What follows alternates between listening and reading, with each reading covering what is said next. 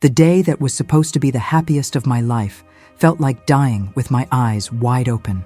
I had waited for that moment with a kind of breathless hope I hadn't felt in years. My hands had trembled that morning as I picked up the phone, my heart pounding like it used to when Andrew was little, and I'd rushed to the school nurse's office after getting a call. But this time was different. This time, I wasn't being called in. I was reaching out into a darkness that I didn't know had already swallowed me. The phone rang once, twice. Then his voice came through, calm, detached. "Hi, Mom," he said like I was a telemarketer interrupting his dinner. And I asked so softly it barely sounded like my voice, "Did she go into labor yet? Is the baby here?" I didn't even say my grandson, because somewhere deep down, I think I already felt it, that he wasn't mine to claim anymore. Not in their eyes. There was a pause that stretched so long I thought the line had dropped. And then came the sentence that changed everything. "It was yesterday, Mom. The baby was born yesterday." He didn't even say he. Not his name. Not the weight. Not how it went. Nothing.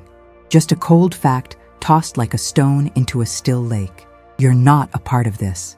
I remember blinking. My vision blurred, not from tears yet, but from the sheer velocity of those words slamming into me. "You're not a part of this." 8 words. 8 words that cracked open the floor under me, sent me falling backward into every memory I had ever collected like fragile glass. Birthdays, scraped knees, midnight fevers, the way he used to cling to my legs when he didn't want me to leave the room. All of it collapsed into silence. I couldn't speak. My mouth opened, but no sound came out. I wanted to ask why. I wanted to scream, to beg, to bargain like I used to when he wanted to skip school, and I knew better. But all I could do was hold the phone against my ear, breathing through a pain I didn't have a name for. Then he hung up. Just like that, the line went dead. And I stood in my kitchen, still wearing the apron I'd put on to bake a little lemon loaf. A silly, soft little cake that I thought I might freeze and bring on the day I met my grandchild. It was still warm in the oven. The smell of lemon and vanilla filled the room like the ghost of a celebration that would never come. I dropped the phone. Not out of drama, just because my fingers gave up. They couldn't hold on to it anymore. I leaned against the counter and slid down to the floor, my back hitting the cabinet, and I sat there, not crying, not yet, just broken, shocked, empty. I looked across the room and saw the tiny blue blanket I had crocheted over the past few weeks, folded neatly on the armchair. Every stitch was made with hope, with love, with a silent promise that maybe, just maybe, I'd be part of something again. But I wasn't. I wasn't even considered. People think grief is loud. They imagine sobs, screams, shattered plates. But the deepest grief is quiet. It sits next to you like a shadow. It breathes when you breathe. It waits. It pulls the light from the corners of the room and replaces it with a heaviness you can't name. And in that moment, sitting on the cold kitchen tile, smelling the warm cake that would never be eaten, staring at the blanket I'd never deliver, I realized something that tore me in half. I had become invisible to my own child. He had erased me, like I was a phase, like I was a temporary caretaker he no longer needed now that he had his own family. And I don't know what hurt more, the fact that he excluded me, or the cold ease with which he did it, like he had been rehearsing it, like I'd been slowly phased out long before that call, and maybe I had. Looking back, the signs were there. Missed calls, ignored texts, holidays where the only greeting came through a generic Facebook post that could have been meant for anyone. I made excuses. They're busy, work is stressful, the baby's coming. But the truth was simpler and crueler. I just didn't matter anymore. And the worst part? I gave him everything. Every ounce of me was poured into that boy. I worked double shifts so he could have the brand name sneakers. I skipped meals so he could go on school field trips. I never remarried because I was afraid any man might mistreat him. I was the mom who stood outside in the freezing rain with a thermos of hot chocolate waiting for football practice to end. I was the one who fought for him when teachers doubted his potential, who held him when he failed, who believed in him when he didn't believe in himself. So when he said, "You're not a part of this," what he really said was, "None of that matters anymore." It was like my entire existence as a mother had been scrubbed clean, erased, like I had been a vessel, useful only until he could stand on his own. And now that he could, I was no longer necessary. And maybe that's what society teaches them, that once they're grown, they owe us nothing. That parents are meant to step back, fade out, be quiet, be grateful for breadcrumbs. But I wasn't asking for much. I didn't want to interfere. I didn't expect to be in the delivery room or name the baby. I just wanted to hold him, once, to look at him and see if his eyelashes curled like Andrew's did when he was a newborn, to whisper that I loved him. That's all. And instead, I got silence. Do you know what it's like to mourn someone who's still alive? To grieve a living person who chose to shut you out? It's a different kind of death. One that doesn't come with condolences or casseroles or funerals. It's invisible, unspoken, unrecognized, but it's real. God, it's real. That night I didn't sleep. I walked the halls of my little house like a ghost. Every photo on the wall was a knife. His kindergarten graduation, his first bike, his awkward teen smile with braces. And I just kept thinking, did I do too much? Or not enough? Was I too present or not present enough? Did I love him too loudly? Did I smother him with my pride, my sacrifices, my stories? Was my love too heavy? I still don't have the answer. But I do know this. When a mother is cut off like that, without warning, without explanation, it doesn't just hurt. It rewrites everything. It forces her to question her worth, her past, her identity. I wasn't just mourning the baby I'd never hold. I was mourning the mother I thought I had been, the bond I thought we had, the legacy I thought I was building. And I'm not the only one. There are thousands, maybe millions, of mothers and grandmothers just like me, walking around with a smile and a shattered heart, pretending they're fine while dying a little more inside every time they see a stranger post baby pictures online. Women who gave everything and were thanked with silence. With locked doors, with phrases like, "You're not a part of this, and I want to talk to them, to you, to the woman reading this, watching this, crying alone in her kitchen at 2 a.m., wondering if she failed."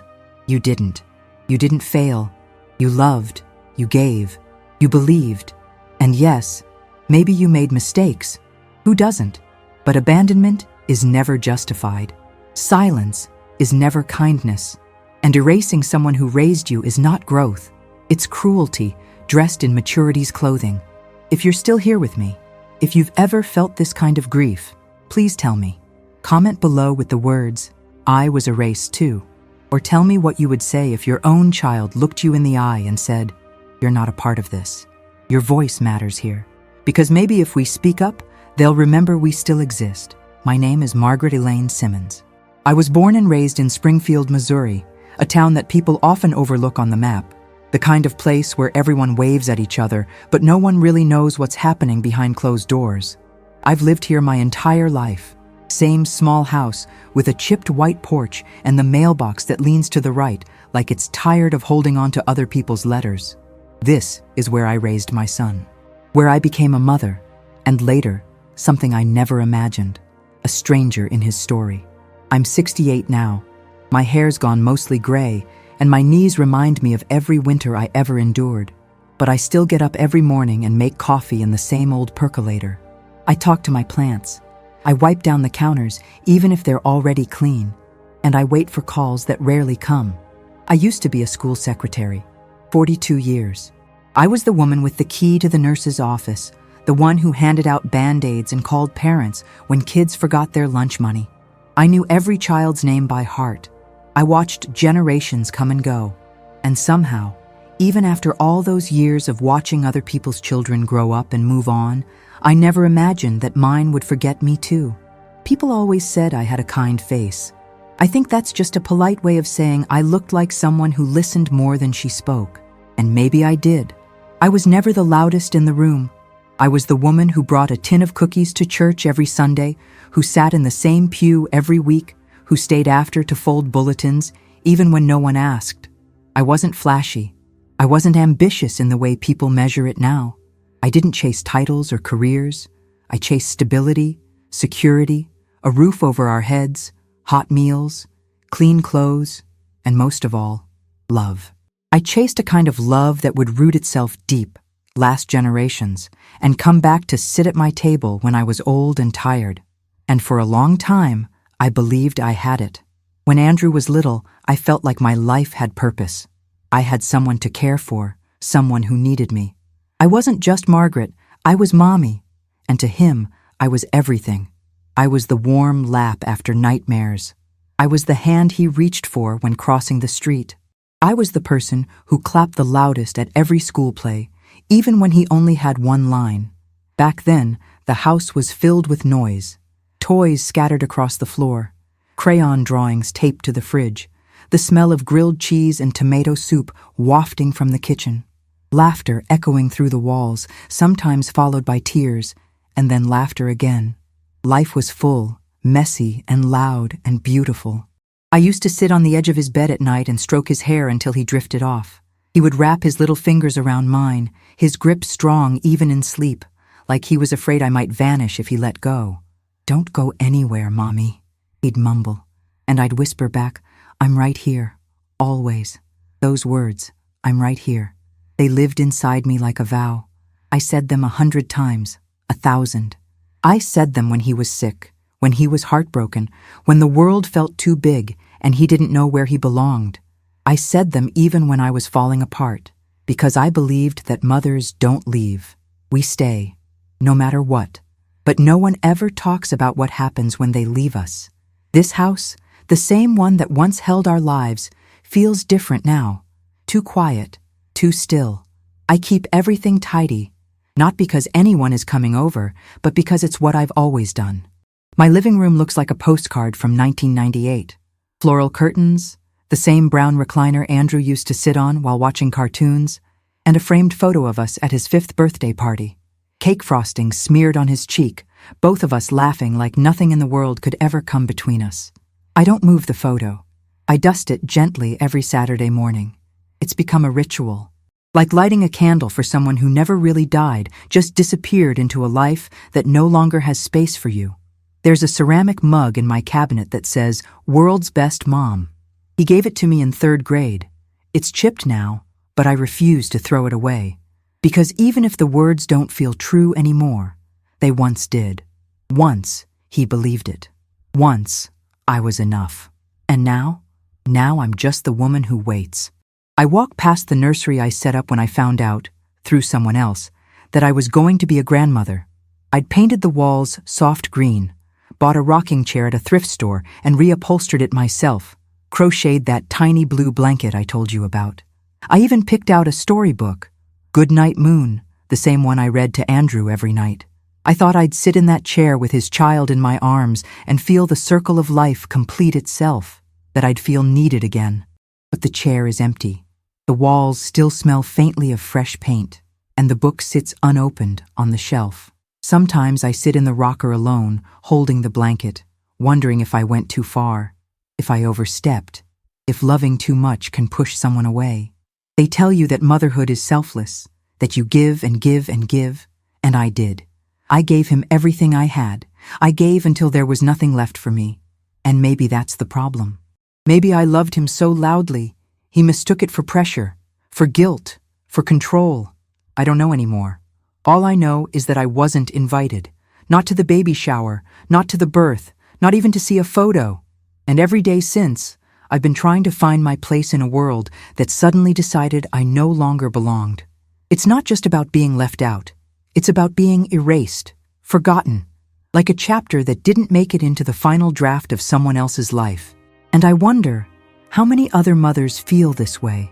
How many women sit in houses filled with memories, waiting for a call that never comes? How many still make 2 cups of coffee in the morning out of habit, even though they always pour the second one down the drain? If you've ever felt invisible, if you've ever been told with words or silence that you're no longer needed, I see you. I feel your pain, and you are not alone. Please, if you're still here, if this story has touched something in you, don't scroll away. Say something. Leave a comment below with the words, "I remember who I was." Or even just tell me what your favorite memory is of the child you raised. Sometimes saying it out loud is a kind of healing, because we deserve to be seen. And this is only the beginning. I raised Andrew alone. From the moment I first held him in my arms, all wrinkled and red-faced and angry at the world, I knew I'd never have anything more important to do with my life. He weighed 7 pounds, 4 ounces, but to me, he felt heavier than the sky. Because in that moment, every dream, every fear, every purpose I'd ever had suddenly condensed into this tiny, breathing miracle. His father was already gone. He left the second the pregnancy test turned pink, said he wasn't ready, said he didn't sign up for this. I begged him to stay, not for me, for the baby. But he walked out the door without ever once looking back, and just like that, the fairy tale ended before it ever began. I didn't cry much after that. There wasn't time. There were diapers to change and bills to pay. I took a job during the day at the elementary school and cleaned offices at night. I slept maybe 4 hours a night, if that. But when I'd come home from that second shift and tiptoe into Andrew's room just to watch his chest rise and fall, all the exhaustion faded into the background. He used to sleep with his arms above his head like he was surrendering to the world. And in a way, I think he did. He surrendered to me, trusted me, without question. It was the kind of pure, blind trust that only a child can give, and I treated it like gold. We didn't have much. Most months we lived paycheck to paycheck. I counted pennies in grocery aisles, bought off-brand cereal, and clipped coupons like my life depended on it. But Andrew never knew that. To him, every hot meal, every birthday party, every new pair of shoes was magic. He never saw the overdraft fees, the late night crying into my hands, or the way I'd sell plasma once a month just to cover his asthma medication. I remember one winter when the heater broke and we couldn't afford to fix it. I wrapped us both in layers and turned the oven on with the door open, hoping it would warm the kitchen enough for us to eat dinner without shivering. He was about 6 then. He looked up at me, holding a grilled cheese sandwich I'd made with government cheese, and said, "You're the best cooker in the world, Mommy." I smiled so hard I thought my face would crack, because he believed it. To him, I wasn't poor. I wasn't struggling. I was his world, and in return, he was mine. I remember his first day of kindergarten. He was so small, his backpack looked like it belonged to someone twice his size. He clung to my leg and whispered, "Don't leave," and I knelt down, looked into his eyes and said, "I'll never leave, baby. I'll always be right here when you need me." And I meant it, with every fiber of my being. That was the first time I cried in public, right there on the school lawn, watching him walk away with tiny, unsure steps, turning back every few feet to see if I was still watching. I was. I always was. As he got older, things didn't necessarily get easier. Kids grow, but so do their problems. Middle school came with bullying, with heartbreak, with the awkward years when he didn't know how to fit in. I was his safe place, his anchor. I'd make cocoa at night and sit at the foot of his bed, listening to him talk about kids who didn't like him, teachers who didn't understand him.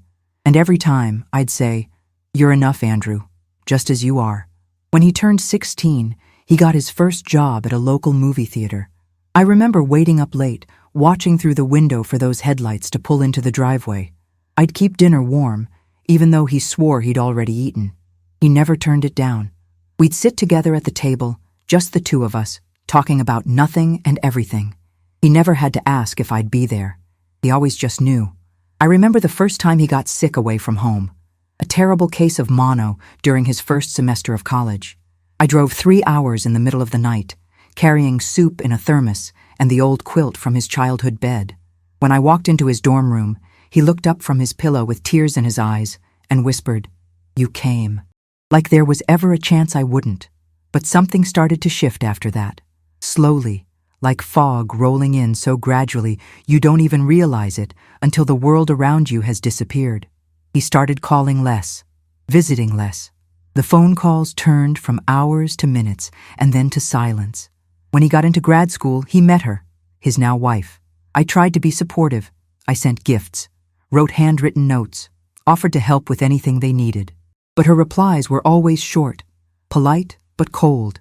I felt it immediately, the wall she started to build between us. Still, I told myself it was temporary. Maybe she just needed time. Maybe I needed to try harder. So I did. I showed up. I kept showing up, until the day came when he stopped answering the door. I still remember the sound of my knuckles tapping on their apartment that Thanksgiving. I'd brought a pie, his favorite. No one answered. I texted him. I'm outside. I brought the pumpkin pie you love. No reply. I waited. 15 minutes. 30. Then, through the curtain, I saw her face, his wife, peeking through. She saw me. And then the light went off. I stood there holding a pie that was still warm and felt something in me die. I wish I could tell you I stopped trying after that, but I didn't. Because when you raise a child with every drop of your soul, you don't give up on them. Even when they give up on you. I kept writing, calling, hoping. So when I heard, secondhand, that they were expecting a baby, my grandchild, I felt something inside me ignite, like maybe this was the bridge. Maybe this new life would be the thing that brought us back together. I started crocheting immediately, blue and white, soft yarn, every loop filled with prayers. I cleaned out the guest room, picturing a crib against the wall. I walked through the baby aisles of Target, running my hands along soft onesies and imagining myself holding that tiny body close, breathing in that new baby smell. I dared to dream. And that's what makes his words, "You're not a part of this," so unbearable. Because I didn't just lose access to a baby. I lost the last piece of hope I had that my son still saw me as his mother, that he still remembered. And the part that keeps me up at night is this. I didn't leave. I didn't walk away. I was always there, always the one who stayed, always the one who sacrificed. And still, somehow, I ended up on the outside looking in. So if you're still listening, still here with me, I want to ask something. Not for pity, but for truth. Have you ever given someone everything? Your heart, your years, your sleepless nights, and still been told you don't belong? If you have, please comment below with the words, "I gave everything," or just tell me one sacrifice you made that no one ever saw. Let's make this a space where we see each other, truly see. Because maybe if we start telling these stories, we'll remind the world that mothers don't just disappear. The signs weren't loud. They never are. That's the thing about emotional distance. It starts in whispers, not shouts. A slow fading, not a sharp cut. It's a drawer that's left closed one too many times, a message left unread, a holiday card that never comes. I used to believe I was imagining it, that maybe I was just too sensitive, that surely it was just a phase. It started when Andrew hit high school. He still lived under my roof, still came home every night, but something in his eyes had changed. He stopped hugging me, unless I asked for it. When I'd ask about his day, I'd get short answers. Fine. It was okay. Nothing much. And that boy who used to crawl into bed with me during thunderstorms now kept his door shut, his headphones in, and his world locked tight behind a teenage silence I didn't know how to break. He didn't want to be picked up from school anymore. "Just drop me off a block away," he said once, refusing to look at me. I remember laughing it off, pretending it didn't sting. "What, are you embarrassed of your old mom?" I teased, trying to keep it light. He just shrugged. And I did what so many mothers do. I swallowed the hurt and told myself it was normal, that this was part of him becoming his own person. And maybe it was, but the cracks had started. By the time he graduated, we barely had dinner together anymore. I tried. God knows I tried. I made his favorite meals, lasagna, chicken pot pie, even those boxed brownies he loved as a kid. But more often than not, he'd text that he was eating with friends or staying late for study group, which eventually I realized was code for just not wanting to come home. When he got into college, and not just any college, but a respected out-of-state university, I was bursting with pride. I cried during his acceptance speech at the school assembly like he'd won the lottery. And in a way, he had. He was the first in our family to go to college. I remember the day we packed up his things and loaded the car. I had bought him new sheets, towels, even a little mini fridge for his dorm room. He didn't ask for those things, but that's what mothers do. We prepare, we protect, we provide. When I hugged him goodbye in that parking lot, he held me, but not tightly. I remember that. He pulled away first. I kissed his cheek and said, "Call me when you settle in, okay?" He nodded, distracted already, excited. And I smiled, waved, watched him walk away, and told myself that this was what letting go with love looked like. But letting go and being forgotten are two different things. The first few months were okay. We spoke weekly. He'd call on Sunday evenings. I'd ask about classes, roommates, how he was eating. He'd humor me with a few updates, then say, "I gotta go, Mom." And I'd say, "Of course, honey, I love you." And he'd say, "Love you too," though faster than before. Then came the skipped weeks. Then one month I didn't hear from him at all. I called, left voicemails, texted, "Are you okay? Just checking in. I miss you." Eventually a reply, "Sorry, been busy. All good. All good." How can everything be good when your mother lies awake at night, wondering if something has happened to you? I told myself to be patient. I told myself he was just growing up, adjusting to independence. But I also started to notice that he stopped sending pictures, stopped sharing the little things, like the funny socks he used to love or his favorite new study spot. And when I'd ask to come visit, he'd always say, "This weekend's not great," or "I've got too much going on." He met her during his junior year. Her name was Caroline.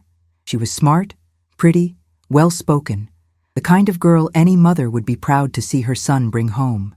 But from the first time I met her, I felt it. That tight smile, that subtle politeness that never turned into warmth. The way she looked at me like I was from another planet, or worse, like I was an obligation. I tried. Oh, how I tried. I brought wine when I visited. I complimented her dress.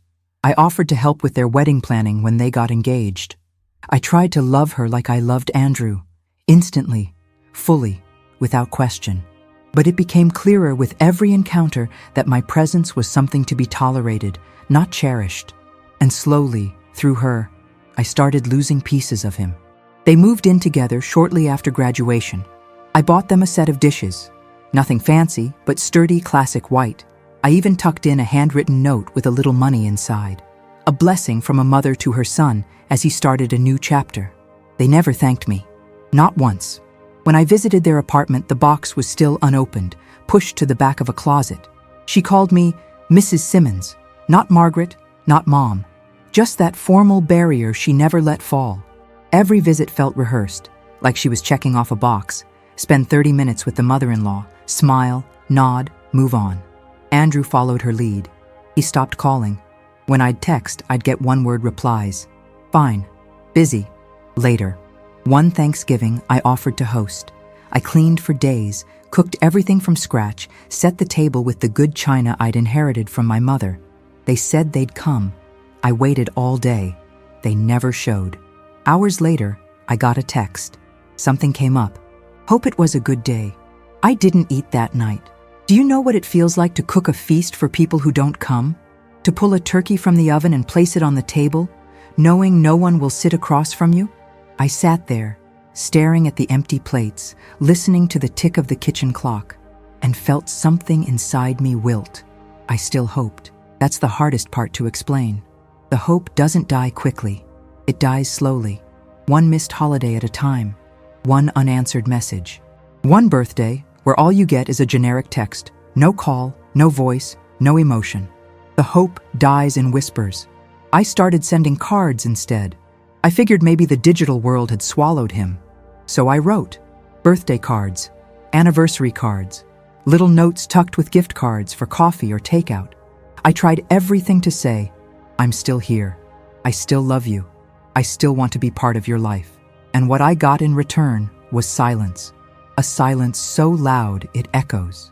If you're still here, if you know what I mean when I say it's worse to be slowly pushed away than to be told directly, please share your story in the comments. Write the words, "I saw the distance grow."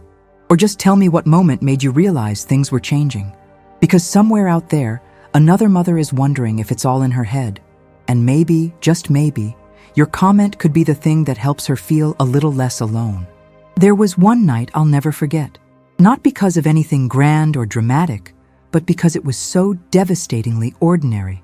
I was sitting on the edge of my bed, holding my phone, staring at the screen, waiting for it to light up with his name. It was my birthday, 68 years on this earth, and all I wanted was for my son to remember me. Not with a gift, not even with a long phone call, just a text, just a "Happy birthday, Mom." That's all. The day passed. Morning turned to afternoon, then to evening, and finally to night. The silence stayed. No message, no call, nothing. And that was the moment something broke in me. Something small, but essential.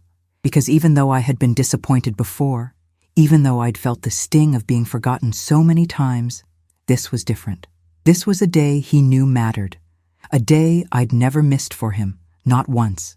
And he didn't care enough to say a single word. I didn't cry right away. I just sat there in the dark, staring at the ceiling, wondering if I'd become a ghost in his life. Not dead, just unseen, unmentioned, unwanted. When you become a mother, there's this invisible thread that ties you to your child. It stretches, it bends, it twists with time, but it never truly breaks.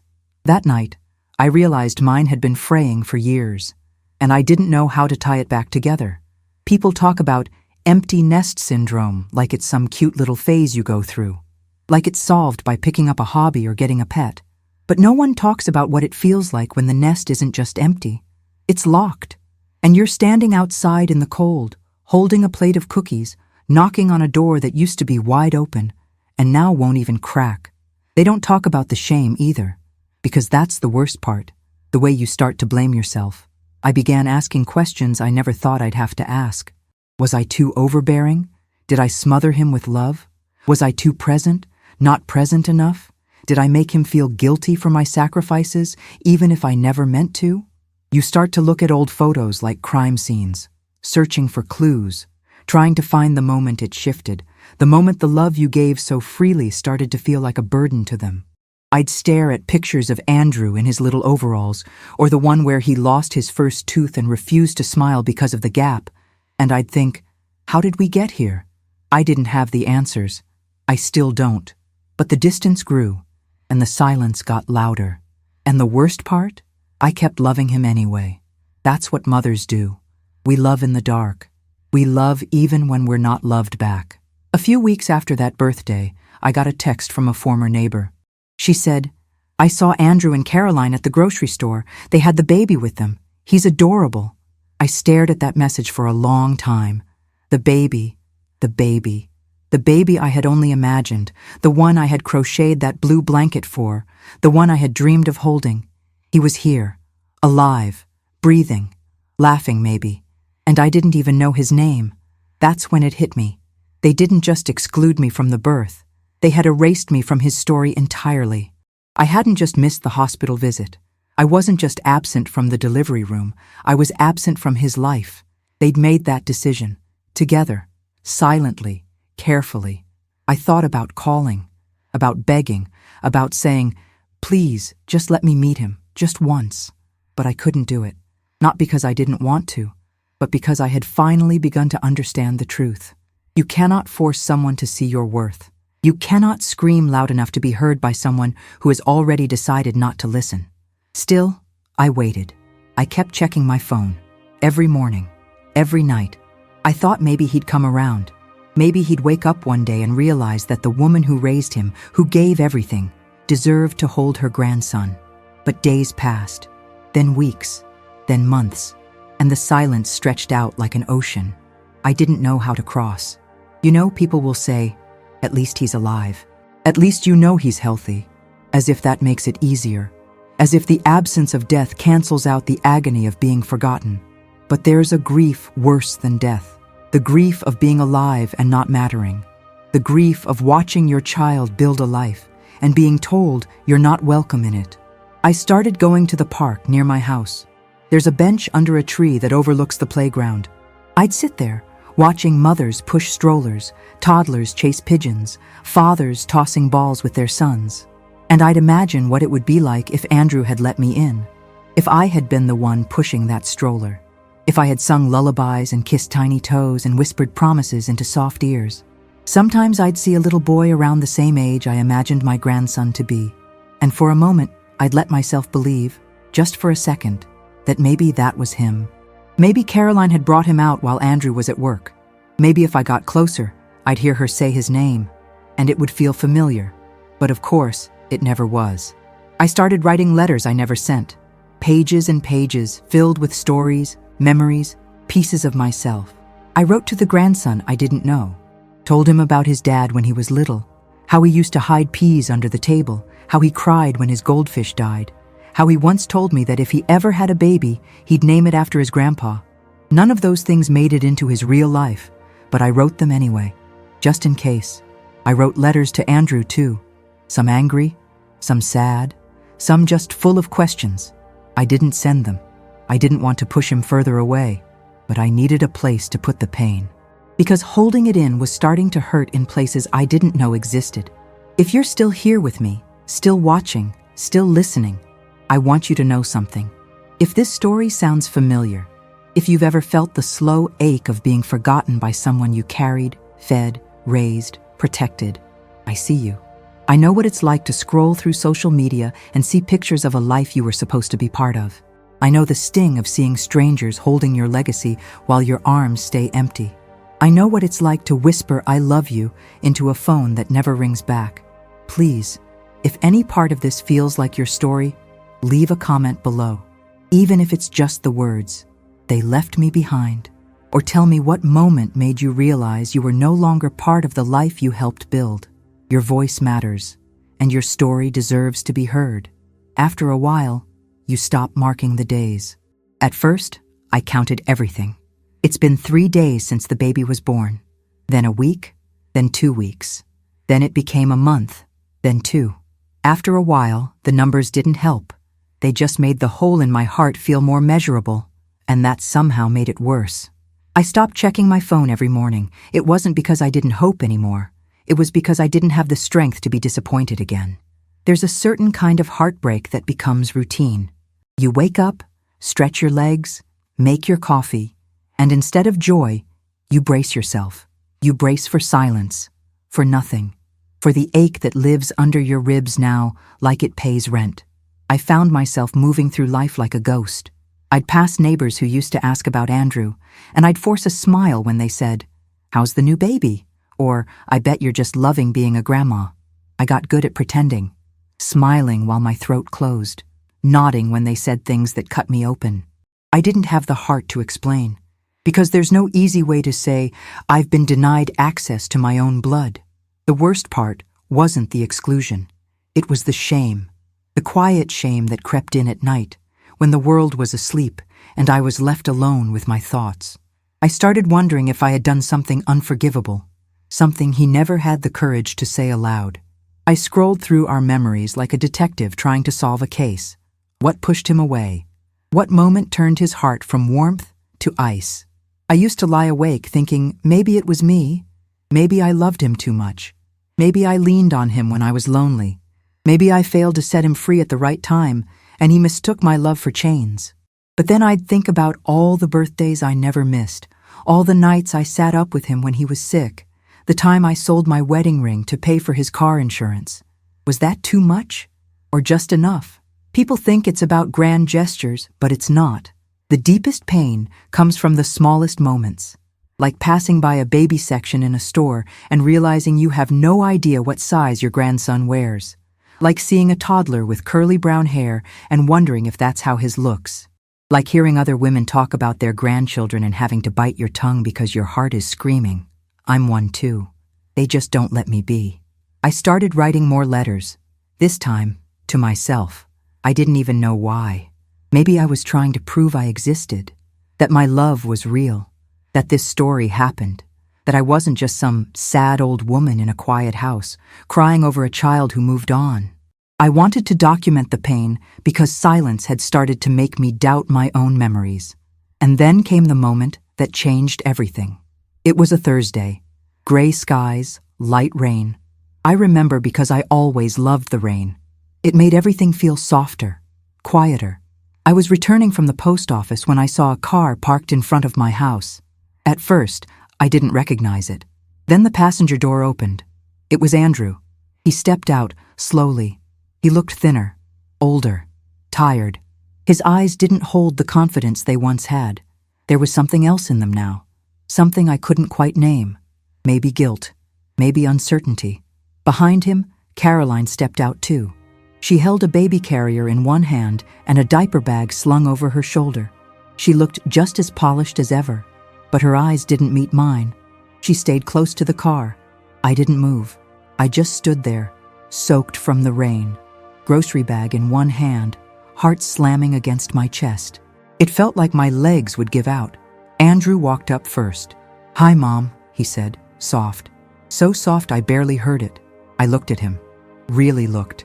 I saw the boy I raised, buried under years of silence and choices I didn't understand. My mouth opened, but no words came out. "I'm sorry," he said, eyes low. And in that moment, the pain, the rage, the confusion, it all collided inside me like waves in a storm. I wanted to scream.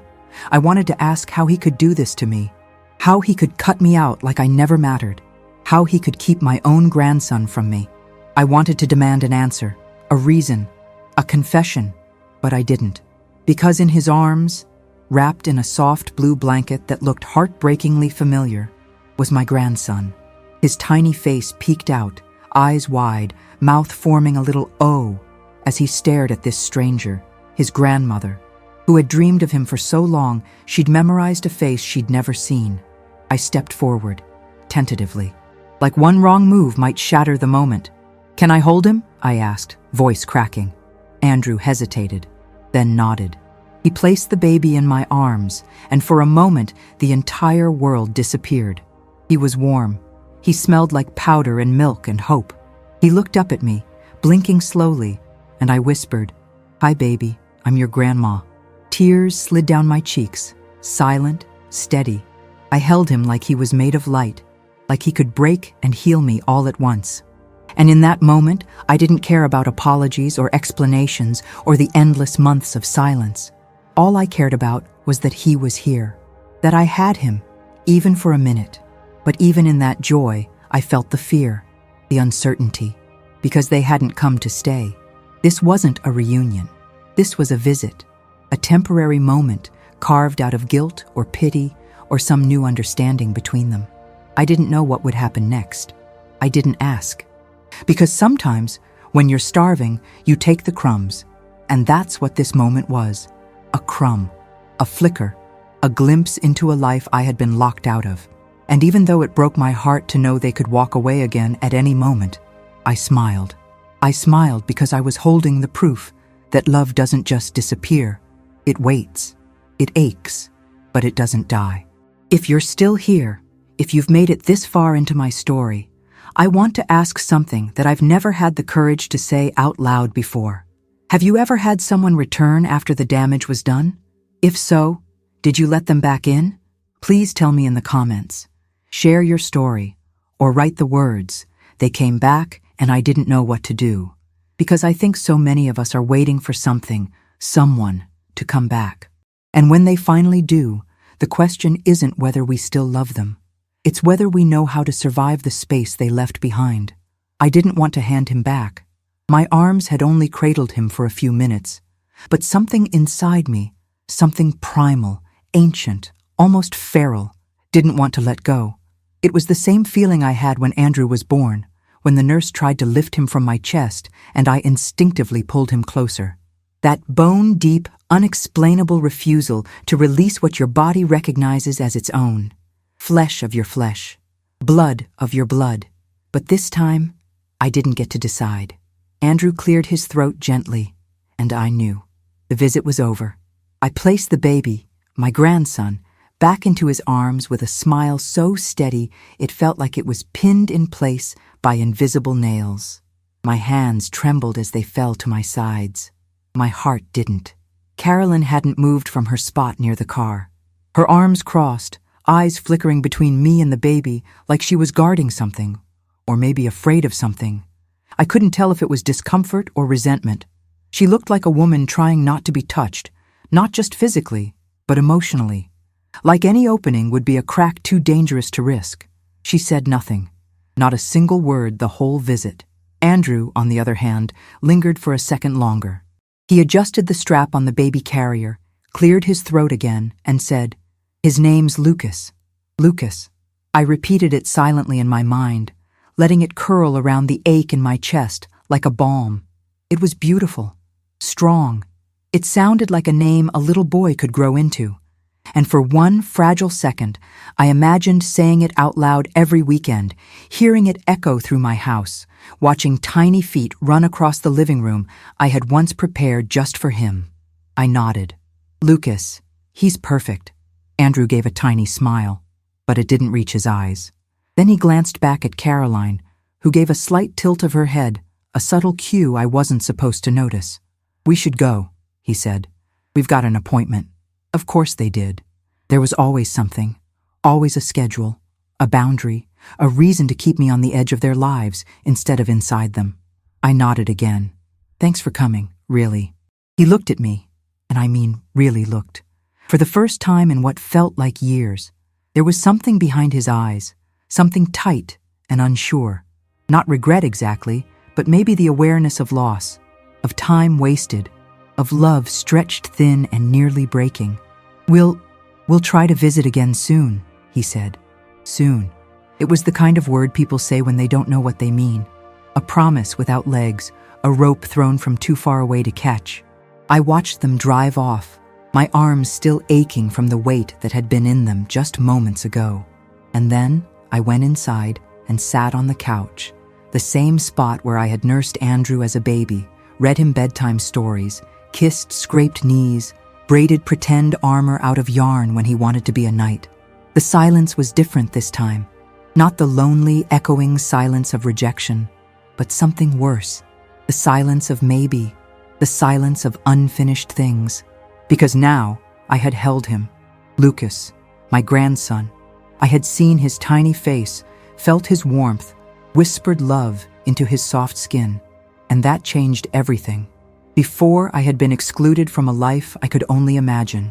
Now I had touched it, smelled it, begun to believe, even just a little, that I could still be part of it. But that's the danger of hope. It rises, it builds, it fills the cracks in your broken heart until you start to believe they were never there to begin with. And when it doesn't come back, when days pass and then weeks again, and the silence settles back in like dust on the mantle, it's worse than before. I tried not to spiral. I tried to stay grounded. I told myself, they came.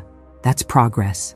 I clung to that moment like it was a photograph, revisiting it in my mind every time I passed the empty nursery or saw the unopened blue blanket in the drawer I hadn't dared to touch since the day I folded it.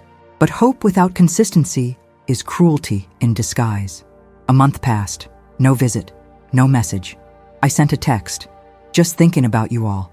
Hope everything's okay. No reply. 2 weeks later. Would love to see Lucas again sometime. Let me know if there's a good weekend. Silence.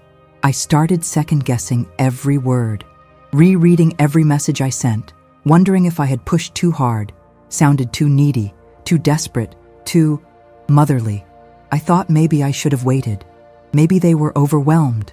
Maybe they didn't want to reopen the door fully. Maybe the visit was just a test, and maybe I failed it. I began to feel it again, that slow closing, the careful distancing. It didn't come with a confrontation.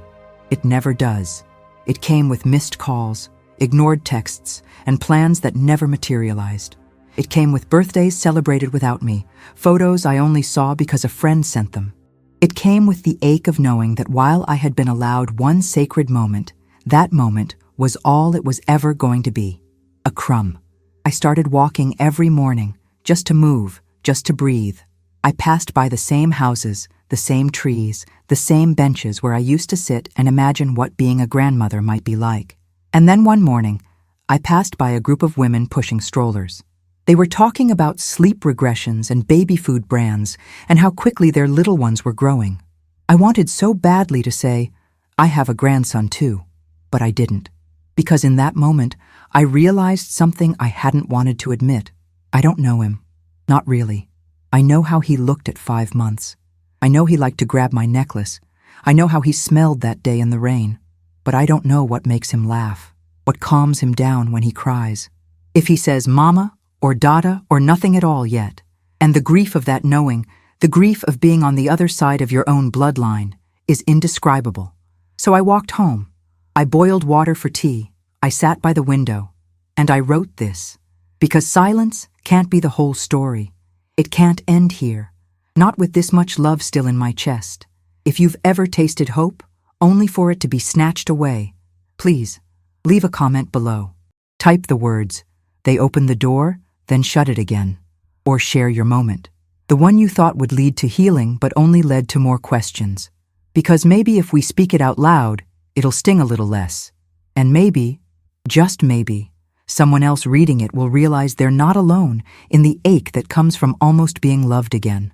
I stopped asking. That's how it happens, you know. Not all at once. You don't wake up one day and say, "I'm done." No. You just slowly run out of ways to say, "I still care." You run out of excuses to justify their silence. You run out of the little stories you tell yourself, that they're busy, that they forgot, that next time will be different. And so you stop asking. I didn't stop loving them. Don't get me wrong. That kind of love doesn't evaporate. It settles deeper, like sediment at the bottom of a well. You can't scoop it out, but you also can't drink from it anymore. It's there, but unreachable. After that final visit, the one I now call the window, because that's all it really was, I waited. I replayed it 1,000 times in my head, dissected every glance, every breath, every silent cue. I started to realize something dark, something I had refused to see even as it unfolded in front of me. They had only come because of guilt, or maybe obligation. Maybe someone said something. Maybe they felt the pressure of pretending they weren't monsters. Or maybe they just wanted to check some invisible box. Let her meet the baby. Now she can't say we didn't. And then they closed the door again. That kind of closure isn't closure at all. It's worse, because it doesn't kill the hope, it maims it, leaves it limping around inside your chest, begging for another chance it will never get. It makes you question your sanity. It makes you question the very fabric of your identity. Because I'm not just a woman, I'm a mother. That's the role that defined me, shaped me, gave me purpose when everything else felt too heavy to bear. And when your child tells you, not in words, but in actions, that you are no longer needed, it unravels something so foundational that even your reflection starts to feel unfamiliar.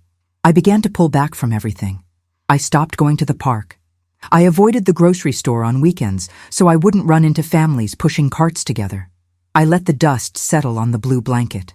I started sleeping later, not because I was tired, but because mornings meant another day of not hearing from him. I started dreaming of him again, but not as the man he is now. No. In my dreams, he's always a little boy, running barefoot through the house, giggling, yelling, "Mama, look," while holding up some crumpled drawing he made with broken crayons. And I'm always bending down, arms open, scooping him up into a hug so tight you'd think I was trying to hold time itself still. I always wake up in tears. And I don't tell anyone, because who would understand? There's no name for this kind of grief. Not really. When a child dies, people know what to say. They bring flowers, food, comfort. They sit with you in the stillness. They grieve with you. But when your child is alive and simply chooses to shut you out, it's a silent funeral. One that repeats itself every day, without closure, without eulogy, without support. You're expected to be okay, to accept it, to give them space, like you haven't already given them your life, your body, your soul. You're told not to pressure them, not to make them uncomfortable. You're told to be grateful for the scraps, the rare calls, the filtered photos, the occasional Happy Mother's Day text that feels more like a formality than love. I know some people think I should be angry, that I should cut them off, that I should move on. But how do you move on from your own child? You don't. You live around the absence. You build your life like a house around a wound. You learn to avoid the rooms that hurt. You decorate the others with quiet joys, books, tea, flowers on the windowsill. You smile when the mail arrives. You pet your cat like it's the only thing in the world that still needs you. But deep down, you know something is missing. Always. I started talking to strangers online, not out of desperation, but because I needed to feel less invisible. I found forums, groups, communities, other mothers, other grandmothers, women like me who had been left behind. And what I discovered broke me open even more. We are everywhere. Women who gave everything, who poured love into their children like it was holy water, who sacrificed dreams, careers, relationships, peace, all for their kids, and who now sit in quiet houses wondering how it all became so distant, so cold, so painfully one-sided. It was both heartbreaking and healing to read their stories. Some had been estranged for years.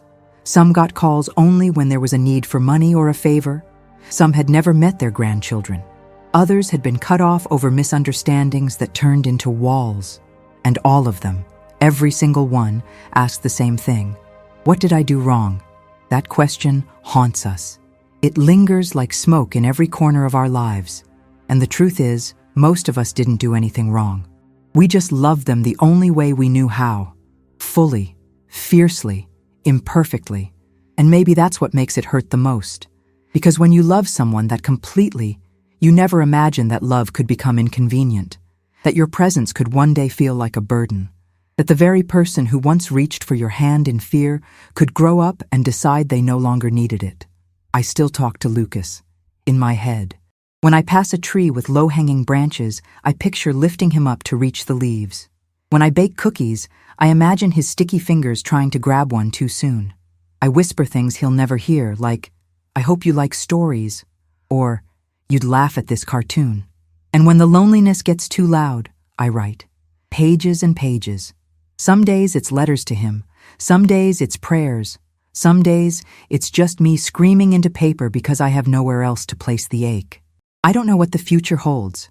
I don't know if Andrew will ever call again, if Caroline will ever open her heart, if Lucas will ever grow up and ask, "Where's Grandma?" But I know this. I'm still here. And maybe that's all I can be for now. Still here, still loving, still open. If you've ever felt the quiet kind of grief, the kind where no one brings flowers because no one even knows you're mourning, please leave a comment, share your story, or simply write, "I'm still here." Let's remind each other that we exist, that we matter, that even if they forget us, we will not forget who we are. The house started to change, not in any way someone else might notice. No new furniture, no renovations, no dramatic makeovers, but it changed all the same. The air felt different, heavier in some rooms, emptier in others. The silence, once familiar, now felt like a presence. It pressed down on me in the mornings, settled into my coffee, curled around my ankles like fog in the hallway. Every time I passed the little nursery I had once prepared with such quiet hope, it was like brushing against a memory that refused to stay in the past. I left the door closed most days, but sometimes, when the ache was too loud, I'd open it just a crack, just enough to remind myself it was real, that I hadn't imagined it all. The folded baby clothes, the blanket with little stars, the rocking chair I had found at a yard sale and sanded down myself. I had imagined moments in that room, a baby asleep on my chest, story time, laughter.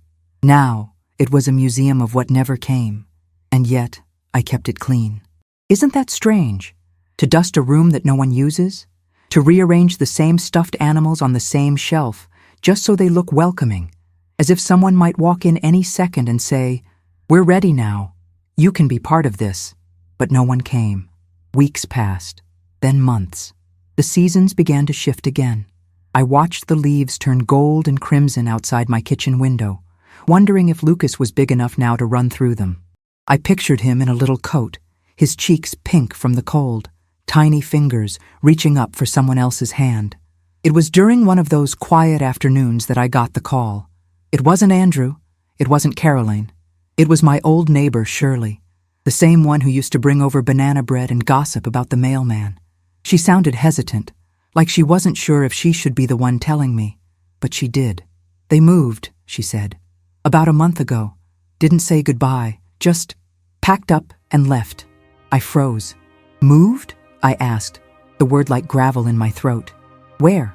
She didn't know, just that the house had been sold. New people had already moved in. A young couple, no baby in sight.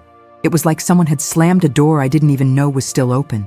Like I'd been standing in a hallway for months, hoping for a glimpse through a crack, and now the entire building was gone. They had left, without a word. No message, no explanation, not even a goodbye. I sat down on the edge of the kitchen chair, the one that creaked when you leaned too far left. I stared at my hands. They looked older than I remembered. Veiny, pale, skin loose in places it didn't used to be. I thought about how those hands had once held Andrew's tiny body, how they had bathed him, fed him, bandaged every scrape, how they had packed his lunches and written little notes on napkins that said things like, "You've got this," and "I'm proud of you." Those hands had built his world, and now they weren't even worth a wave goodbye. I won't lie to you. That night, I broke. I didn't cry the way people in movies cry. It wasn't poetic or cathartic. It was ugly, messy. My chest heaved. My face crumpled in on itself. I made sounds I didn't recognize. The kind of crying that feels like you're drowning on dry land. That night, I sat on the kitchen floor for what felt like hours. The cold tile pressed against my skin, anchoring me to something real while everything else floated away. Grief is strange. Sometimes it's a quiet ache. Other times it's a scream in a room with no windows. That night, it was both. And when it passed, when the sobs finally dulled into silence, I felt hollow, like something had finally caved in, like a wall I'd been holding up with sheer will had crumbled, and now all that was left was dust. In the days that followed, I didn't do much. I stopped writing letters. I stopped walking. I didn't open the nursery door at all. But grief, for all its cruelty, eventually demands movement. Even if it's just a step, even if it's just lifting your head. One morning, I got out of bed and decided to clean the garage, not because it needed it, but because I needed to touch something, fix something, make something right in a world where so much had gone wrong. I found a box I hadn't opened in years. Inside were old tapes, VHS recordings from when Andrew was little. I didn't even think I had a player that worked anymore, but I did. I dusted it off, plugged it in, and sat down to watch. There he was, my little boy, running through the sprinklers in the backyard, laughing so hard he tripped over his own feet, blowing out candles on a lopsided cake, holding up a finger, telling me he was this many years old. And there I was too, younger, smiling, reaching for him. You could see it in my eyes, the absolute devotion, the way I looked at him like he was the entire world. And he was. I watched tape after tape, not just to remember, but to feel, to prove to myself that I had done it right, even if the ending turned out wrong. I needed to see the love, to remember the moments that hadn't been erased, not by them, and not by me. And somewhere in those dusty old tapes, I found her again. Me, the woman who raised a child alone, who worked double shifts and still showed up for every school play, who didn't always get it perfect, but never stopped trying. The woman who loved without conditions, even when that love was no longer returned. She was still in there, beneath the grief, beneath the rejection, beneath the silence. She was still here. If you've ever had someone disappear without a word, someone you gave everything to, and you were left picking up the pieces in silence, please leave a comment below. Even if it's just, they left, and I never got to say goodbye. Because your story deserves to be heard.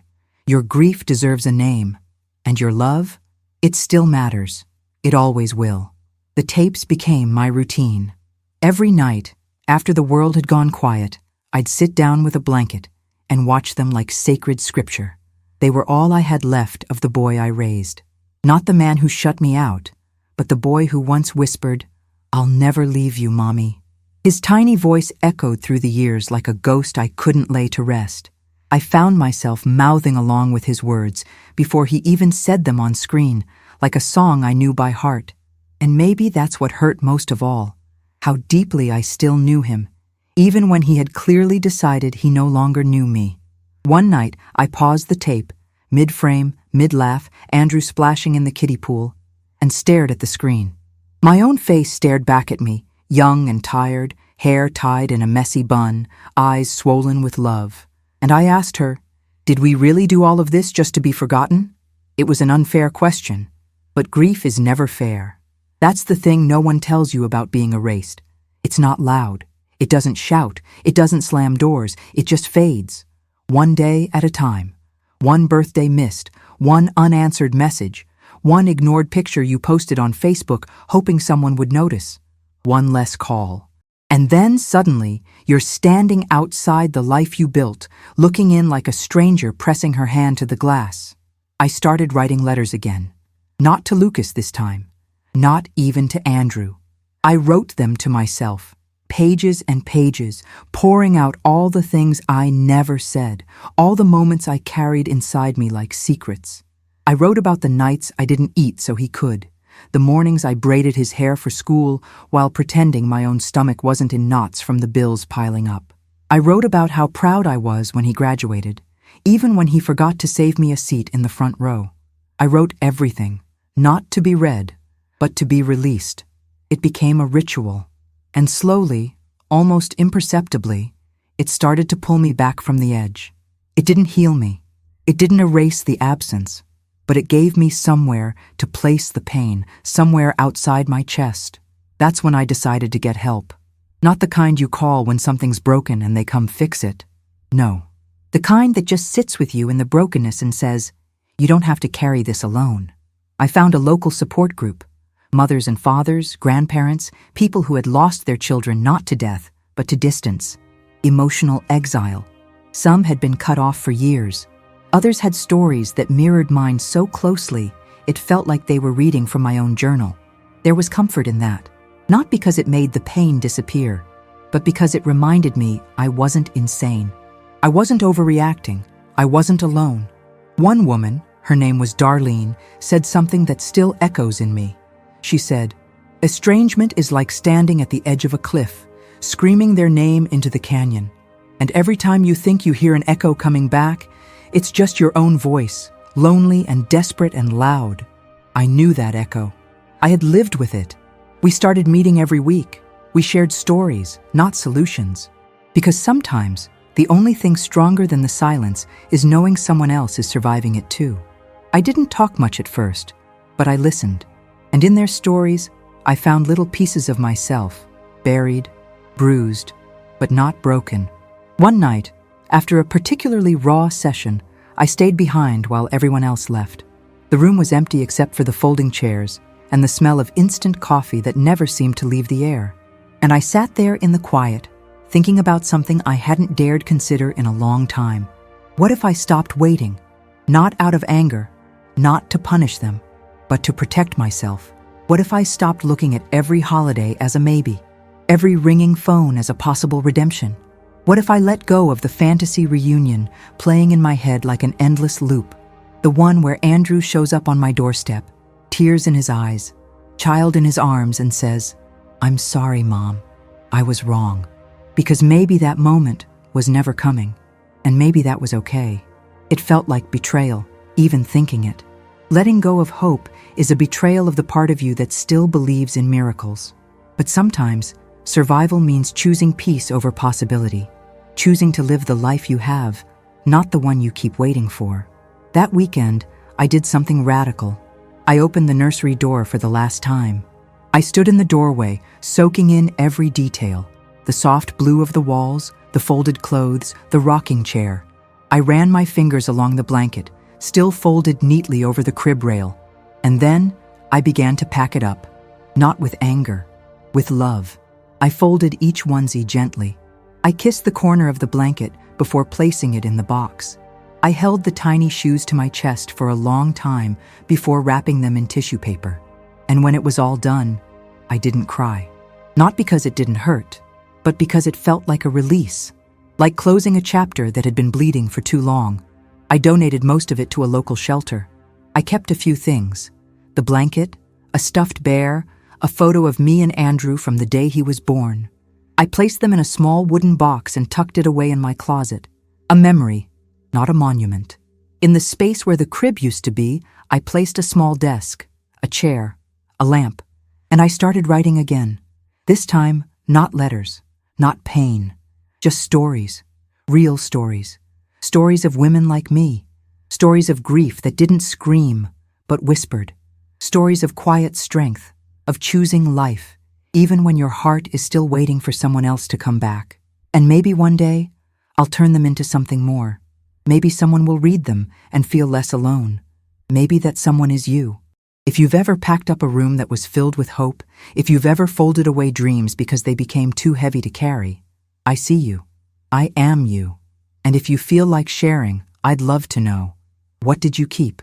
What memory did you tuck away because you couldn't bear to let it go completely? You can comment below with the words, "I kept it because it held my hope." Your story matters. Your memory matters. And no matter how much they try to erase you, you are still here. I didn't tell anyone I had packed the nursery away, not because I was ashamed, but because I knew no one would understand the weight of what I had just done. It wasn't just clearing a room. It was a funeral, a quiet burial for the version of me that kept waiting by the window, hoping to hear the sound of a car door, footsteps on gravel, a child's voice calling, "Grandma." That voice never came, but something else did, a stillness. Not the suffocating kind I had grown used to. This was different. This stillness felt clean, almost sacred, like the air after a storm, where everything is drenched in silence but alive in a new way. I started lighting candles at night. It became a small ritual, one for grief, one for hope, one for the woman I used to be. I'd sit at my new desk, breathe deeply, and write. Not about them, not about the past, just about truth, about loneliness, about resilience. I didn't know if it would ever become a book. Maybe it wasn't meant to. Maybe it was just meant to exist. Like me, quiet, but still here. I wasn't ready to forgive Andrew. Not yet. And maybe not ever in the way people expect. Not the soft kind of forgiveness that ties everything up with a bow and pretends the wounds were never there. No, this was a different forgiveness. A cold, slow one. The kind that doesn't come with reconciliation, but with release. The kind that says, "You don't get to keep hurting me in the present just because you hurt me in the past." I stopped checking his social media. I stopped asking about them when I ran into mutual friends. I stopped rereading old messages, hoping to decode what had gone wrong. I stopped performing grief like a woman hoping for pity. I didn't need pity. I needed power. And slowly, breath by breath, I was taking mine back. One morning, I passed by the community center where the support group met. There was a flyer taped to the front door, bright, handwritten letters, seeking volunteers, story hour for children, Wednesdays, 4 p.m. I stood there for a while, just staring, and for a second, I felt that familiar pang, the one that said, "You're not allowed to love anyone else's child if your own won't even let you love his." But then something shifted, because that voice, it wasn't mine. It was fear, and I'd been ruled by fear long enough, so I walked inside. They paired me with a group of kids aged 5 to 7. Some were shy, some were loud, some clung to my arm like I'd been theirs forever. And when I sat down in the middle of that circle for the first time, cracked open a storybook, and began to read, something inside me woke up. It was so simple, so pure. Their eyes wide with wonder, hands shooting up to ask questions, giggles erupting when I did funny voices. I hadn't felt that alive in years. I hadn't felt seen, not as a mother, not as a woman, just as someone who mattered. One little girl, her name was Eliza, hugged me at the end of the session. She had mismatched socks, curls everywhere, and smelled faintly of crayons and peanut butter. She looked up at me and said, "Can you come every week? You read like a grandma." Like a grandma. I nodded. My throat tightened, and I whispered, "I'll be here." And I was. Every Wednesday. That room became my sanctuary. That circle of children, my reminder that love doesn't only flow backward to those who came from us, it can flow outward too. And sometimes, the love we're not allowed to give to the ones we raised finds a home in unexpected hearts. I didn't stop being a mother. I just stopped waiting to be treated like one. That shift changed everything. I planted flowers in the front yard, bold, messy colors that made no logical pattern but felt like joy. I repainted the kitchen cabinets a shade of blue that reminded me of the ocean, even though I hadn't seen it in decades. I started calling old friends I'd pushed away in my grief. Some didn't answer. Some did. The ones who did, I held close. And one night, in a moment of strange peace, I wrote Andrew one last letter. I didn't mail it. I didn't even sign it. But I wrote every word I needed to say. You will never understand what it meant to be your mother. Not until you hold your own child through illness, through fear, through joy. Not until you watch them sleep and wonder how the world can be so cruel when something so beautiful exists. Not until you give up everything, time, money, sleep, pride, and still feel like it's not enough. Not until you beg the universe to spare them pain, even if it means breaking your own heart in the process. You will not understand until then. But I hope you do. Because even though you shut me out, I want you to know what that kind of love feels like. I want you to feel it so deeply it terrifies you. Because that's what I felt for you, that's what I still feel. But I'm no longer waiting for you to feel it back. I'm free now. And I was. That letter was never meant to reach his hands. It was meant to release mine. Some nights, I still dream about Lucas. Not as a baby anymore, but older, curious. Standing in front of me with wide eyes and asking, "Did you wait for me?" And in the dream, I always smile and say, "I never stopped." But when I wake up, I no longer ache, because I know something I didn't before. Love is not proven by proximity. It's proven by consistency, by showing up even when no one notices, by staying kind, even when it would be easier to be bitter, by continuing to love, not because you expect it back, but because it's who you are. If you've ever found healing in places you didn't expect, if you've ever learned how to breathe again through the cracks, I'd love to hear from you. Leave a comment and write, "I didn't move on. I moved differently." Let's keep this space honest. Let's keep it human. Let's remind each other that even after heartbreak, we are still capable of joy. There's a different kind of silence now. Not the heavy silence of waiting for a door to open. Not the echo of unanswered calls or the sharp quiet that comes after a voice says, "You're not part of this." No, this silence is softer. It wraps around me gently, like a blanket that finally fits. One I didn't have to crochet for someone else first. I live slower these days, more intentional. I eat breakfast without rushing. I take walks without checking my phone. Sometimes I stop and watch the wind move through the trees like it's telling a secret I've finally learned how to understand.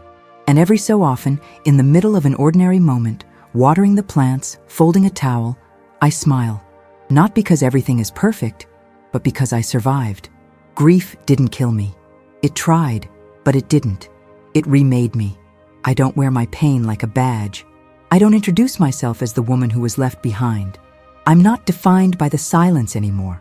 I'm not defined by who stayed or who left. I'm not defined by a closed door or a phone that doesn't ring. I'm defined by what I kept loving, even when no one was looking. Lucas may never know my name. Andrew may never say he's sorry. Caroline may never open her heart. But none of that changes the truth. I am a mother. I am a woman. I am someone who showed up even when no one asked her to. And that matters. I still keep a small photo of Andrew on my dresser, the same one from his kindergarten graduation.